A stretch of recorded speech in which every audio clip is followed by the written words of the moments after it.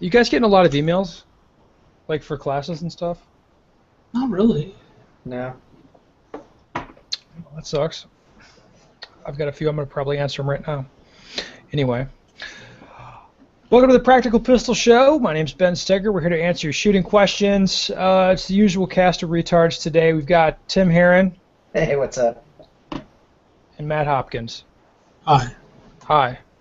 Hi. Tim, this episode's all about you, buddy. Oh, man. So remember that one like a few months ago where you got real gay? When you talked about your feelings a lot, you really opened up. You're like, I went to Single Stack Nationals, I did so bad. Yeah. And it was great. People loved it. Yeah. So we're going to do that again. Oh. Except about Area 3. But you're not as Okay. depressed. No, I'm not as depressed. I don't think you're depressed at all, actually. Not really. So let's talk about it. So you've gone from single stack to production. Uh-huh. All right, you're a pretty damn good single stack shooter, in my opinion. Thank you. What are the differences between that and production? Because, I mean, you look at single stack and you're like, well, you can shoot 10 rounds minor in single stack, so it's like maybe a dime's worth of difference between that and production, right? Right. Yeah. Or not right? But I think there's differences. I mean, I don't know. Everybody talks about, single stack guns being harder to reload, and, you got production guns, and we've got some time behind them, and you can reload just as fast and things like that. And I think there's merit to all of those different arguments back and forth. For me, I've been shooting single stack basically since I picked up a gun. So, I mean, it's really the only division I've really known and ever really trained in. So, like, draws and gun manipulation and things like that, like a 1911 just melts with me. That's what I'm used to. So, kind of picking up the production pistol over, let's see, I put down single stack right after double tap. So, I've had, just maybe a little over a month that I've actually been kind of training with the production gun. So, and there's quite a few nuances, differences in between the two that's still taking me a little while to get used to. And Well, let's talk through that. So, how many matches have you shot in production? Well, I mean, we're talking club matches, right? two local club matches in Area 3. Okay, so in the club matches, well, let's back up. So, Okay. in your brain, what did you think would be different between shooting single stack, major, and production? What did I think would be different? I knew I would have to Probably drill thinking more. like, well, I need a lot more A's or whatever. Yeah, and honestly, that was kind of going to be my deal. I mean, I knew I'd have to drill more A's, but I mean, I've never really shot like shitty points in single stack. I mean, but I think the difference is that whole major versus minor. I mean, it's like at Area 3 it was kind of one of those like, cool, I only dropped 3 Charlies on that. No, that's actually I dropped 6 points. I mean, it's tough for me to get beyond that mindset. So I'm learning. Oh, okay, so did production kind of shake out the way you thought it would, just as a division? So your gun, as near as I could tell, your gun ran. Yep. Yep. Gun ran good. You could hit everything that you had to hit with it. Yeah. You seem to understand minor scoring. Or did you? Did you have some surprises at Area 3? I did have a few surprises. Shooting with the on the squad that we shot with. I think there was 7 GMs on the squad, something like that. Something like that. I think every GM, with the exception of 3, shot on our squad on Friday. So on that Friday that we shot Area 3. So I mean, it was eye-opening to me because it was basically. That was kind of basically a preemptive super squad, a week before Nationals. So, in a roundabout way. Right. And what were your impressions of sort of people's approach to production, and did you feel that was any different than what you normally do? I think primarily it's, I guess, kind of the same, but a little but I don't know, it's a bit different. I don't know. You seemed really surprised. Let me prompt you a little. You seemed really surprised where you're like, holy shit, guys are actually going for all A's. Yeah. Oh, definitely. Oh, God, yeah. Yes. You seemed Yeah. like, you're like, what the shit? That shit trend, like for production, that's obviously, to me, that's what makes or breaks production scores for, like, let's say the top 3, top 5 at a major versus in single stack. I mean, a guy can seriously probably still win single stack shooting 89 to 91% of points versus in production, it's like, dude, if you're shooting less than, let's say, 96% of points, you don't have a chance. So, Well, it depends on who's there, right? Right. So things I noticed, like shooting on the move, people were in production. There's a lot more deliberation. I mean, like people like deliberately can shoot on the move, maybe not shoot as fast on the move, but like know how to move efficiently and shoot nothing but freaking A's. And it was impressive. I mean, would I say it's demoralizing? I guess you could. It depends on who you are. Yes and no. I don't think it was demoralizing though. It was inspiring to know that that was what was weird, because after single stack nationals you were all depressed, and then after area 3, and I'm like, dude, I don't know how this went for you. You're like, I'm so motivated. I'm gonna go practice. Well, yeah. I mean, for me though too, it's to run in a deep talent pool like that. Single stack nationals is basically that's it for me. You know, I mean, yeah. And I don't mean that to sound crass to anybody that shoots single stack throughout the entire season. You know, there's some good shooters that shoot single stack all year round, but that's also why I travel to a lot of majors too, is because, you know, shooting locals or shooting one area match a year, there's just not the same talent pool. I mean, production, dude, that shit's mad hard. I mean, the talent pool is insane. So I could look at it one of two ways. I could either be completely, you know, kick the shit out of myself depressed about it, or I can look at it as, okay, this is what I need to do now if I plan on not only just surviving this division change, but actually like wanting to compete, you know. Do you think shoot well?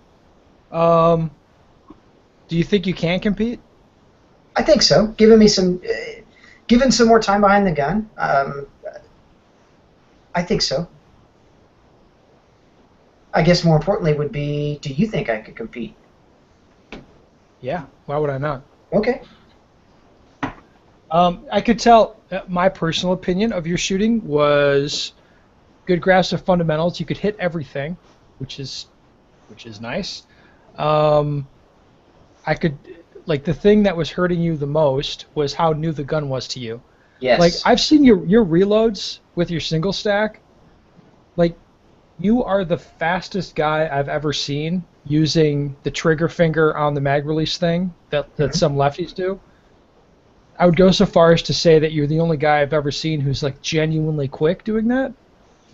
And your manipulations with your production gun were not on that level. And I don't think it's no fault of the gun. It's just new, right? Absolutely. I mean, and to be honest with you, and it was hurting you a lot. Like, definitely. You're I had to shake every magazine out of that gun all day Friday. What's up with that? Honestly, I think a lot of it for me was because I just don't quite. I haven't trained enough with the gun, even in dry fire. And this kind of goes back to what I know you and I kind of did a little bit of training together earlier in the year. Yeah, we did. And we talked. Fucking blast on, dog. Definitely. And we had discussed maybe some issues I was having in dry fire versus live fire, like not gripping the piss out of the gun enough. Oh yeah, your grip was smoked. Yeah, and I think I've corrected that now. And like with single stack, it's not a big deal. Like gripping the shit out of the gun now and then being able to relax the grip enough to manipulate the gun is great. But in production, just how the mag release sets on that grip of that gun, and just the gun's design in general, like you said, it's not really a fault of the gun. It's my fault for not ingraining or training those differences into my technique to really handle that gun as best I can. So I struggled with it a little bit. Do you like production? I do. Believe it or not, I do. I think minor scoring is the most interesting thing in production. That is, honestly, that's for me as well. Actually, on our squad, you could see there was a big difference on stage results, where it was, you could go through a stage and you could squirt bullets on the target pretty quickly, pick up a couple seconds, but the points down add up really fast. Huge. It hurt that style. Huge.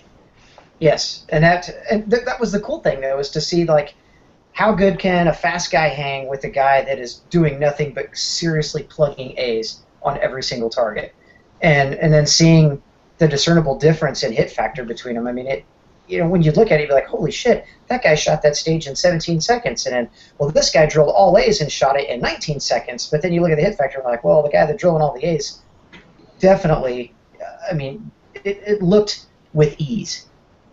What? Well, it looked easy. Nothing looked like, okay, he's taking huge risks, or he's, he's hammering a stage faster than anybody else. It was like you just knew how to be deliberate, knew what it took to get the job done, shoot all A's, and win. I mean, that was awesome. What are you going to change about how you're practicing or what now that you've actually shot a major in production? The big thing for me, honestly, is going to be just learning to manipulate the gun. And no, you're just saying that because I said that. What were you thinking after the match? No, seriously, after the match I was thinking that, and I need to focus on hitting even more ace than I was in single stack. Well, and I did kind of did the math on that. Had I been shooting major, just looking at my points alone, I shot, what was it, like 91.5%, almost 92% of points in production. Had I been shooting major, that would have been like 95.8% of points, which would have smoked everybody in single stack. But that same number of C's in minor, like, fucked me. I mean, Yeah. I mean, what I would have thought was an acceptable amount of C's showed me real quick that is a complete unacceptable amount of Charlies. Well, for production, for minor scoring.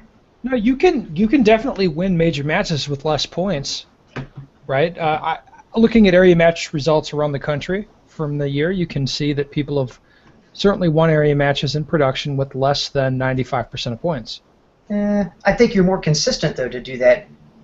Shooting something like what you can control. To me, it seems like you can control the number of points you shoot probably a little easier than trying to get in a foot race with somebody else. Well, would I be wrong there? I don't know. For me, it's easier to shoot points. It's consistent. What I try to avoid is the big crashes on stages that you see a lot. Right. Yeah? Definitely. I mean, yeah, there was watching you shoot.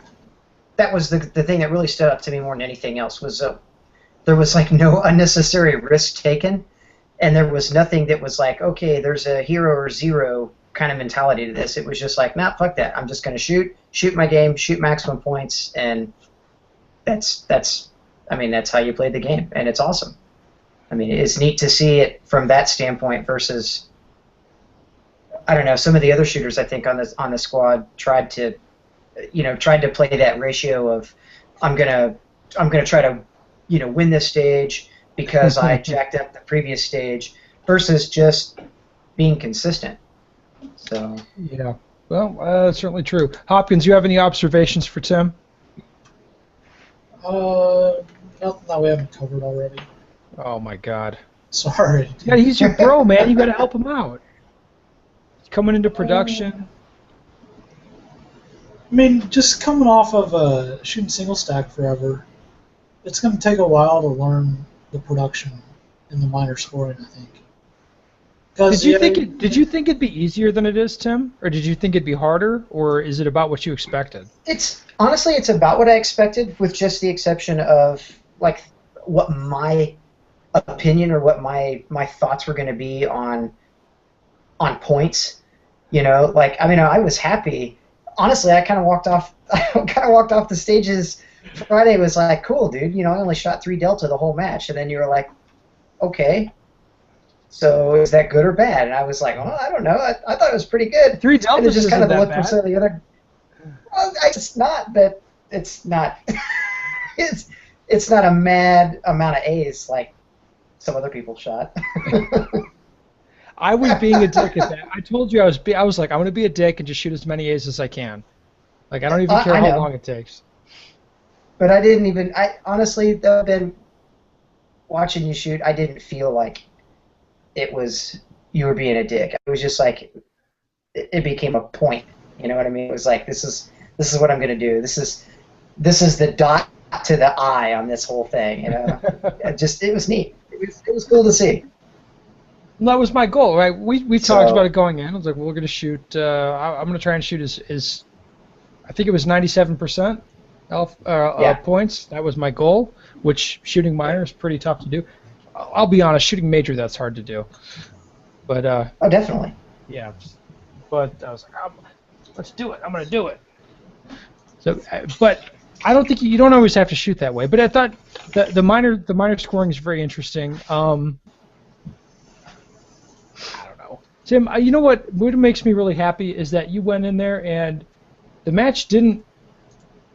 Area 3 did not go like a whole lot better for you than single stack nationals did. But you're I would not agree with depressed about it. No, not at all. Because That's what I think is really cool, because you're going to a new division, a new gun, and you're like, hey, I'm kind of starting over. I've got some stuff I've got to learn. Definitely. And I'm not expecting, like, this is going to be awesome. So taking the expectations out of it, you can just go shoot a match and have fun, and then be like, oh, okay, cool, I got this stuff to work on, and, you know, And this is great. It was. And I told you that the very first, like first 3 stages of the match, I followed a top 3, top 4 guy, all day long. And it was like You had to watching him follow shoot Alex, the stage. right? It was like, yeah. And dude, Alex is like the fastest guy on 2 feet. I mean, For listeners, it's if you have insane. not, They're like, if you've okay, not- shit. No, he's not the fastest guy in 2 feet. He doesn't run that fast. He shoots so fast. It's like, holy shit, Yes. that's crazy. It's So, like, good luck and that keeping was up the with thing. that, It was Tim. just watching him shoot. Yeah, watching him shoot, and then I'm like, okay, well, shit, I have to do that. And the first couple of stages were like, I kind of train wrecks for me, because I knew better than to do that, but I did it anyway. So it was at the stage to be like, well, that was fucking stupid. Like, okay, I have to knock that shit off. And like once I finally kind of got the nerves out of the way and just, I don't know, talking to you and talking to Hoppy, I mean, we had a good time. And like the more I kind of stayed relaxed and just focused on just having fun and shooting my own game, like I finally kind of fell into a rhythm. And other than like the gun manipulation issues that I had, just that kind of plagued me all day, I was pretty proud of the way I shot. I mean, it could have been a lot worse, but it also could have been a hell of a lot better. I'll tell you what genuinely impressed me was the stage where you had to shoot a 3-inch circle. Remember that? You had to post up, and you had 3 inches of steel to hit, and you're like, ah, fuck it, it'll be fine. It's just like you rolled up there, and I think maybe 1 extra shot, but you dropped 1 shot. Yep. And there were so many guys that crashed on that stuff, but you could hit everything with your gun. It's like, yeah, I feel good about Tim doing really well in production in the future. Yep. Yeah, I mean, it was, like I said, I could have played it 2 different ways, and I chose to play it the positive way. I mean, I could look at it as a complete positive spin. The thing I liked about it the most was the fact I got to shoot with you. I got to shoot with Matt. Who else was on our squad? Alex and Kale and Jim Bodkin. I mean, we had a really fun. We had some bad motherfuckers on the squad. Totally. And for me, for that being like, okay, I'm going to jump into the deep end in a division I've never shot with a gun I've not really had any time behind, I felt all right, honestly. I mean, things could have been good. Things could have been bad. So. and just to feed into the plastic versus metal gun controversy, did you feel like you were at a disadvantage with your gun? Honestly, no. Oh man. God damn it. Damn it! It'd been so good if you worked harder to do that. No, like I said, the thing that put me at the disadvantage was just the fact I don't have the experience you guys do yet in that in that division. So, am I going to focus a hell of a lot more on production? Honestly, my original thoughts were, cool, man, I'm going to shoot single stack. Oh, okay, well, I'll shoot Area 3 in production, and I'll shoot production nats, and then maybe I'll go back to single stack. And I'm honestly looking forward to kind of staying in production now and figuring this shit out. Like, I mean, for me, it's like it's learning all over again, which I like. I mean, I like being a student to the sport. That's enjoyable to me. Yeah, you seem way happier now. People will remember you were near tears after single stack nationals. Like, I put my gun away. I don't want to touch my gun. And now you're happy. Yeah. You can go get your nuts smashed and be happy. Well, but I think for bad. Me, no, like I said, my expectations were to do better than I did, but. Well, what's better than you did? You didn't have any penalties, right? I had one. You had one penalty. Okay. Yeah. In an area match, a penalty is not really the end of the world. Yeah. Yeah. For me, it is. That's been kind of my. It is. For me, yeah. If that's a goal you set, I can see why that would be a bad thing. Yeah, it is a goal that I set, and I've set that goal, and I've accomplished that goal numerous times. So to not mic a major or things like that. But yeah, I mean. It happened. I moved on. I didn't let it drain me, all day long and focus on, God damn it, I shot a mic. It was just like, well, shit. Are you normally a happy dude on a squad? Because you seemed like you weren't too bummed out ever. Oh yeah, typically I am always happy, especially when I'm shooting with dudes that I know and enjoy being around. So. All right. Well, that's good. Hopkins, you got any other feedback for Timmy? No. Jesus. You're there for the whole day on the squad. That's your bro, man. What? You don't want him to do much better, do you? Then you got a race on your hands at home. No, I want that. I want somebody to compete against. Me too. This would be really good for you two guys shooting against each other is going to be good for both of you. No, I agree. That's why it shocks me you're being such a dick.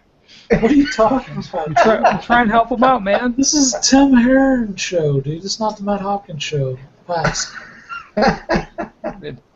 Jeez. Episode, yeah. Yeah. All right. Well, Tim, proud of you, buddy. You did good, and people love it when you open up, and I'm happy that. So to me, it's like you went out. It was a learning experience, and you're not bummed out. Where after single stack nationals, you're like, what am I doing with my life?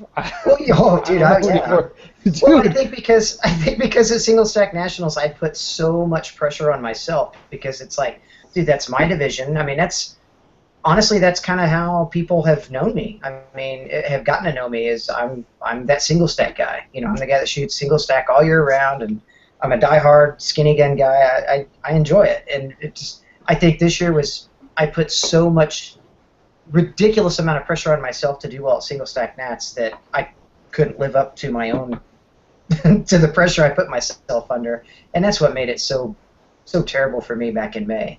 And with production, I didn't really have any preconceived notions. It was just like, man, I want to go, I want to learn, and that was the mindset I came into Area 3 with. Was I'm here to learn and figure this shit out. I want to see what see what you and Matt and Alex and Cale and the rest of these guys like. How do you play this game? Yeah. So the interesting thing is, you have a lot more fun when you don't put all your business out there and pile a bunch of expectations on yourself, and you just kind of shoot for yourself and have fun.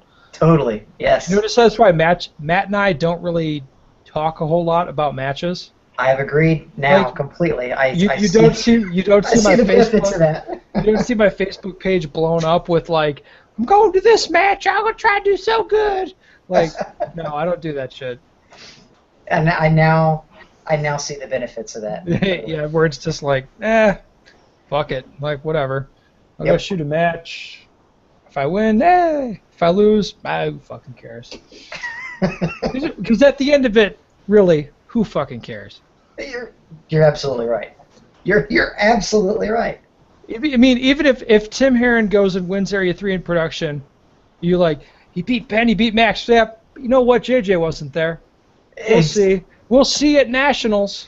We'll see what's what. Then you go win Nationals, and it's Well, Tim Herron may have won this Nationals, but Eric wasn't there. or Ben's gun jammed, or fucking Yes. whatever. Then we'll see. We'll see at the next one. Right. So it's like, who cares? Exactly. I mean, really, it doesn't matter. Go shoot for yourself. Have fun. Don't worry about it. Yep. Yes, I love it. All right, shall we move on to some shooting questions, guys? Definitely. Of course. I might interact here. What? I might interact on this now. Hey, thanks, Matt. What? You left us out there, man. You left your bro out there twisting the breeze. He's in the trenches, dude. and I talked to him. whatever. You sleep the whole way in the car. To the match, from the match, I you was sleep. No, like half the time. Yeah, he did. He stayed awake a lot this time. Wow. I was Like 2 out of 4 hours I was awake. I do have to say one thing, though. Honestly, of all the majors I've shot so far in my very short time in the sport, I had the most fun this last weekend at Area 3 with you guys than I've ever had in any major I've shot. Why? Because we're fun, or because the stages were good? Because you guys were fun. It was just fun being on a squad where everybody just had a good time. Yeah, it's like we're here to shoot and have fun, and like if you fuck up a stage, it's like, whatever. Exactly. I think I told you at one point, I'm like, Tim, I don't give a shit how you do. Like, I want you to be happy, but I don't, like, if you don't do well, like, I don't really care. Right. It's okay. Yeah, it was good. I'm not gonna be mad at you. Thank God. All right, shooting question time. I went out today and set up crisscross. The plan was to shoot at 7, 10, and 15 yards. 7 yards went pretty well. Had a few runs that didn't. I moved to 10 yards, and it went downhill. Out of 18 runs, I managed to shoot it without any penalties 4 times. I was struggling hitting all the headshots at 10 yards. I didn't even bother with the 15-yard drill. My times were in the 7.2 to 7.5 second range at 10 yards and low 6s at 7 yards. Obviously, the runs I had no mics, my hit factor was higher. My plan for the next live fire session next week is to just run the head drill at 10 yards. What do you think? A good choice to go practice the drill. Also, how can I fix this in dry fire? Your help is much appreciated. Okay, so if you're not following this, guys, do either of you know what crisscross is? I'm a little lost on that one. I can't remember. 2 to the body, Okay, 2 to the head, 2 to the body, 2 to the head, right? Right, so it's the standard practice setup. It's out of Skills and Drills, so if any of the listeners are working out of the Skills and Drills live fire book, you're going to know what I'm talking about. If not, that's cool. So you take 3 targets. You basically set up El Prez, and you're going to shoot each body with 2 shots and each head with 2 shots. And you're going to do a reload in between, and you're going to shoot a body, then a head, then a body, then a head, then a body, then a head, or the reverse. So you can start on a head, then you go to head, body, head. So you're always crossing. Does it make sense, Tim? Yeah.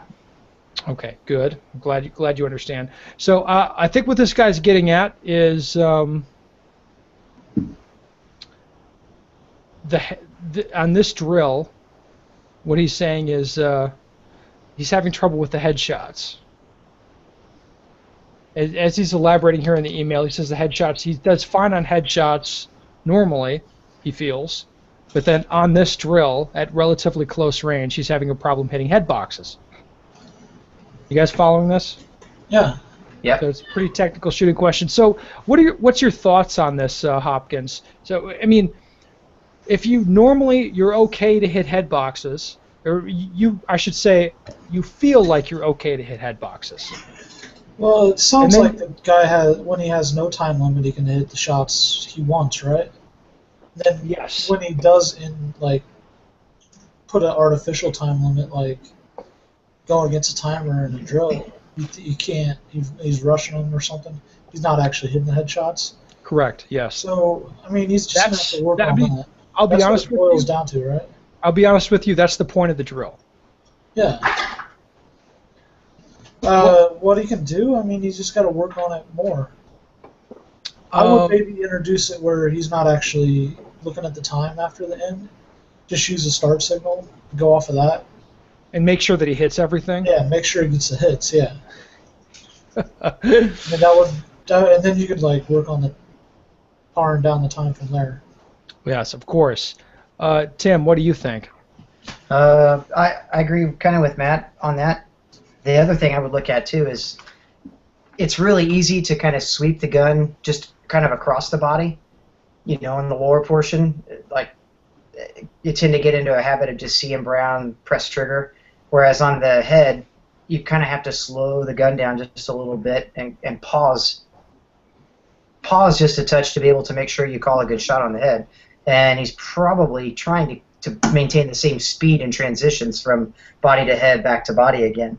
So, and it, the kind of the point of the drill is to kind of fast, slow, fast, slow, fast, slow.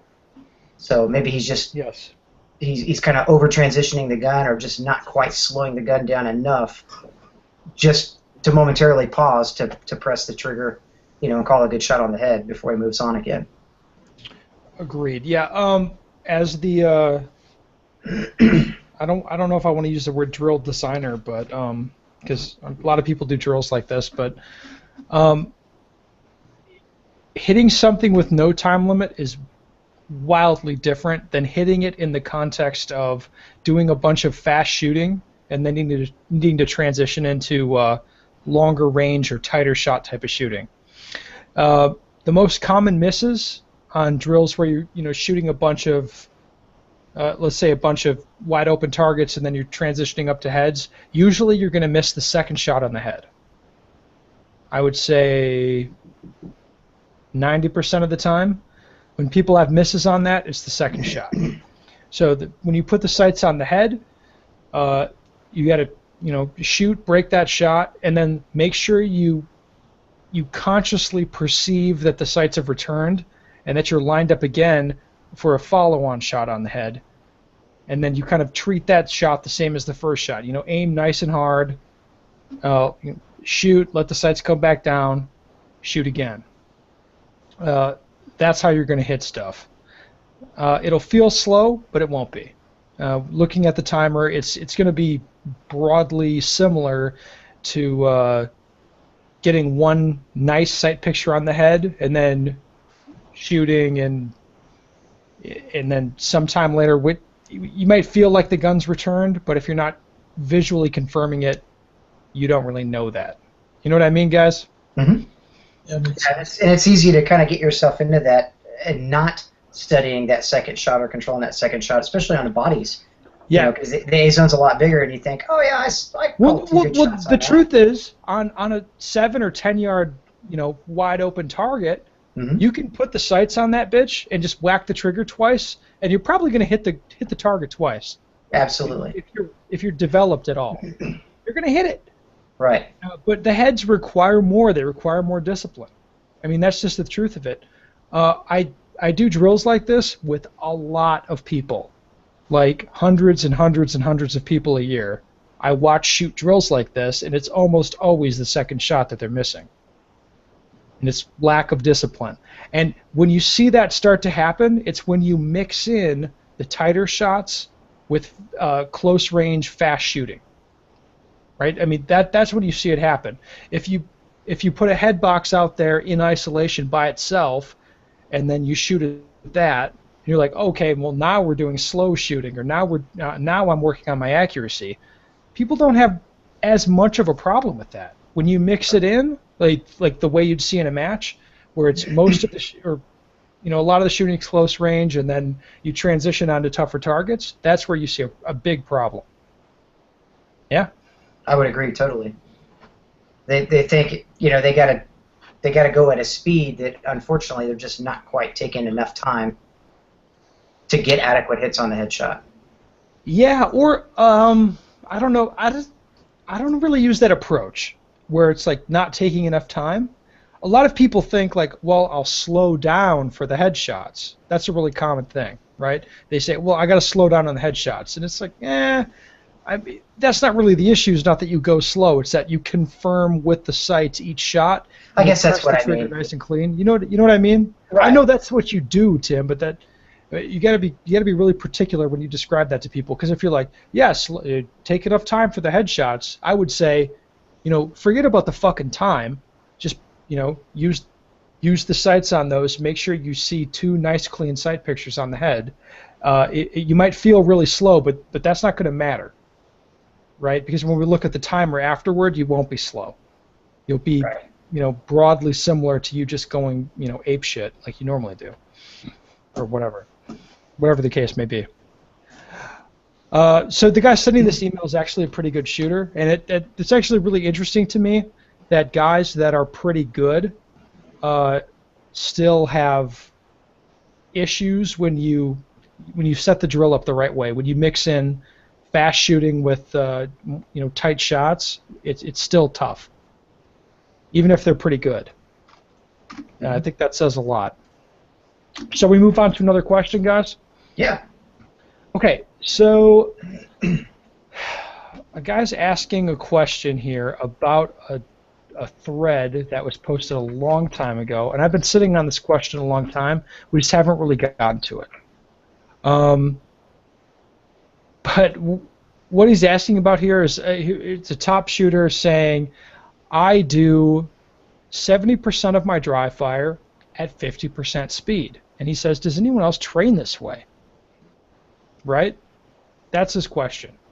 So most of your dry fire at a slower speed than normal. Tim, you do a ton of dry fire. I do. Do you do most of it slow? No, I don't do most of my dry fire slow. I've been, I will start, and not every dry fire session, but I'll start a few dry fire sessions with, just focusing on technique, like how the gun feels, gripping it out of the holster, where's my index, how are my hands coming together, those kind of things. And I'll do that maybe 2 or 3 times just to make sure that the technique is still there. And then, I typically drive the gun around all over the basement pretty much at my normal speed or at match speed.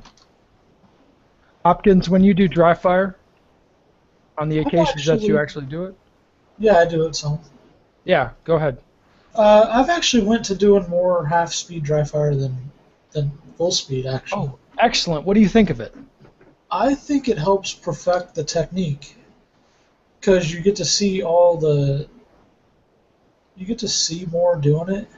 So I mean, you get to perfect things. Now, when you say you're doing it half speed, are you measuring that with a timer?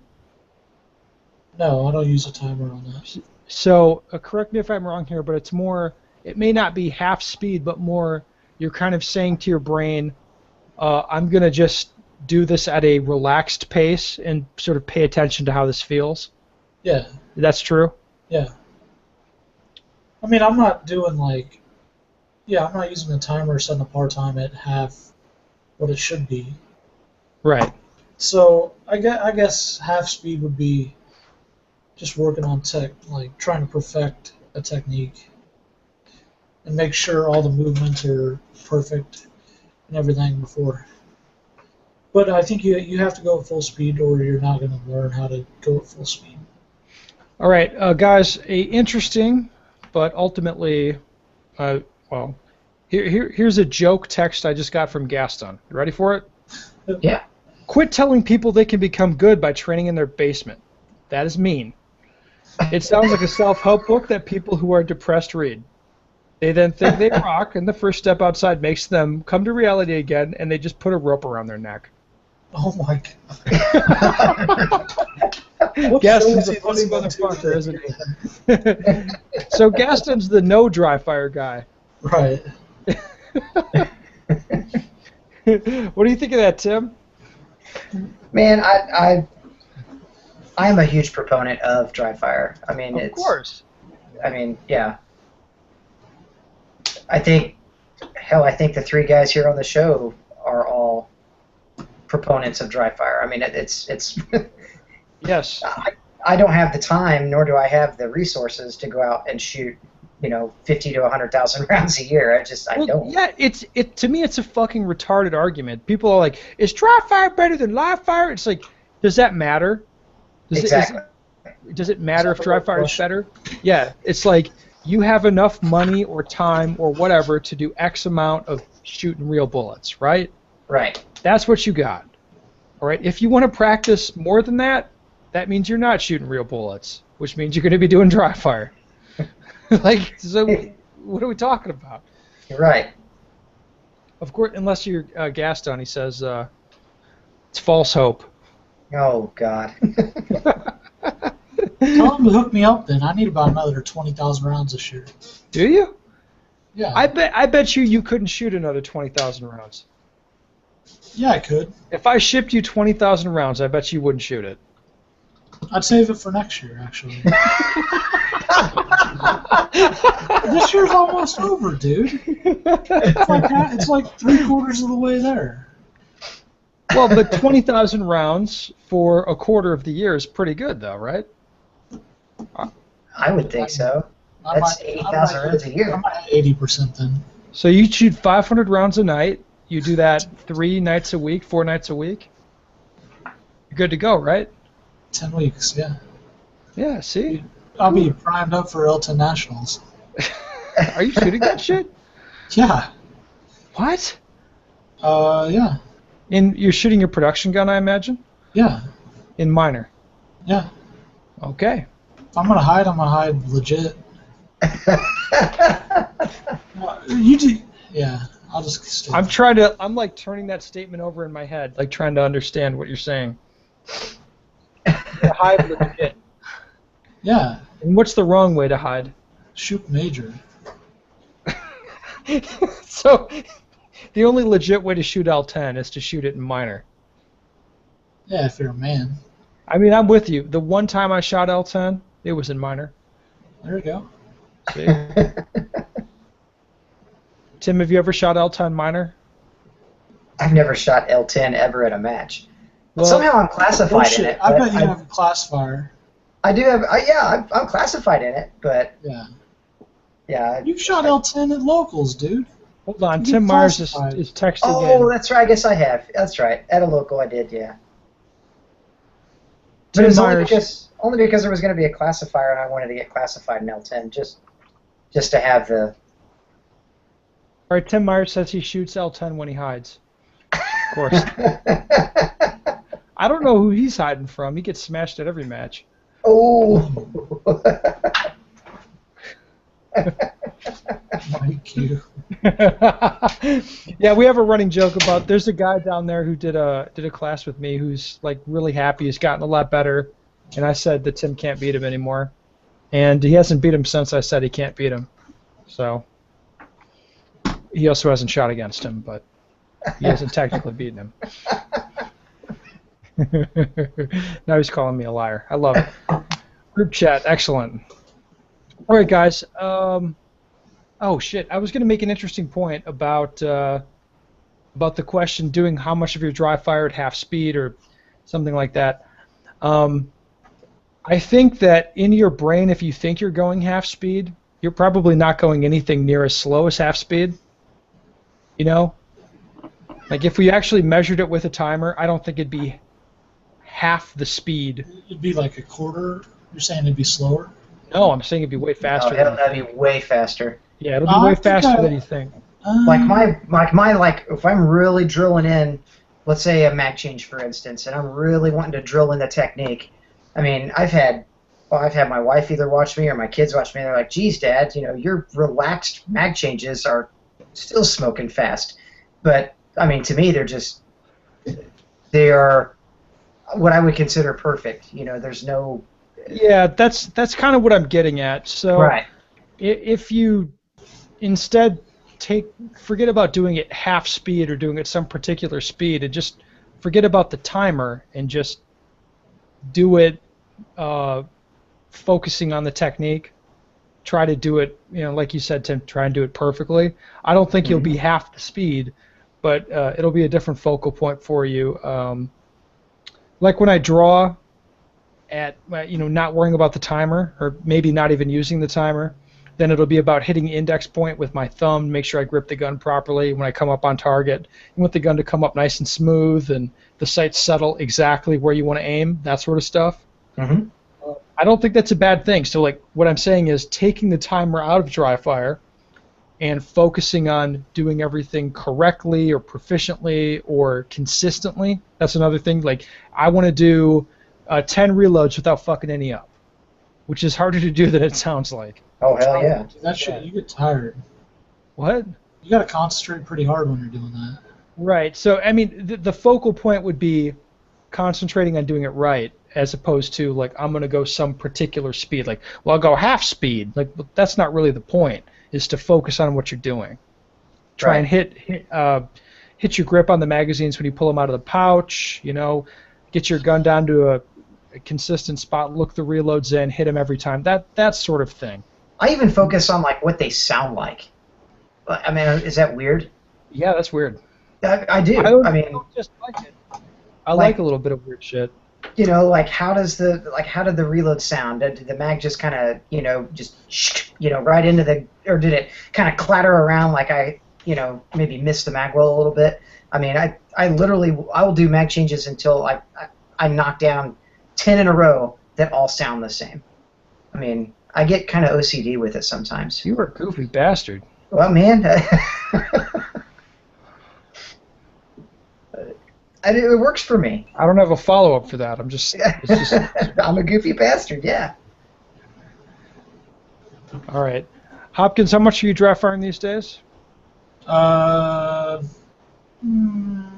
At least once a month, right? No, like at least. Oh my god, dude! This video Tim posted is fucking unbelievable. Yeah, I know. Why is he like? I don't know. It's motherfucker totally is distracting messaging us. though. He's on the podcast and he's messaging us during it. It's out of control. I dry fire at least twice a week, but I'm also shooting a lot live fire right now because of nationals.